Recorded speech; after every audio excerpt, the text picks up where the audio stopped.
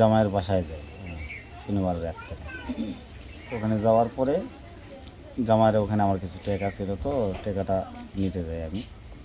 আমার দোকানে মাল জাল কিনবো, আর কিছু টাকা আমার কাছে এক্সট্রা কিছু টাকা আমি নিয়ে আসবো। তো আসার পরে দুটা ছেলে আমার কাছে আসা বসে। তারওয়ালা যখন স্টেশন আসে তখন দুটা ছেলে আমার কাছে আসা বসে। বসার পরে বলে যে কোথায় যাবেন? আমি বলেছি যে আমি সান্তার যাবো। উঠলেন কোথায়? বগুড়াতে।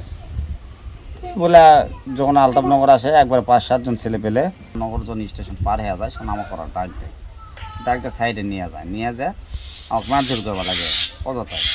শোন আরও মানুষজন ছিল, কয় কী হয়েছে? আমাকে মোবাইল চুরি করছে, এইকে আমাকে মারধর করবা লাগে করে আমার কাছে যে টেকাটা ছিল সেই টেকাটা নেই। আমি যাকে বাইরে পাঠাইছি তার হচ্ছে শালা তখন উনি আমাকে যখন কয় যে চিনা পারছে তা নিলে একদম। আমি ওখানে তখন ওদের বলি যে ভাই আমার অপরাধটা কি?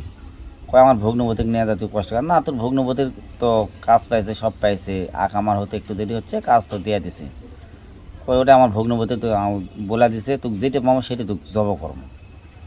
যেটা কথা হলো, কই তোর কাছে কী আছে বের কর। দুইজন কয় না এটি মারলে পালা সমস্যা আছে, ট্রেনের থান ফেল দিলে আমাকে কোনো দোষ হবে না। শোন আমি ব্যাট দেবো, তো ট্রেনের থান আস্তে আস্তে আমি নামার চিন্তা ভাবনা করি, যেখান থেকে লাভ দিলে পালা আমি বেচা দাম, কিন্তু ওরা হাত ছাড়া দেয় না।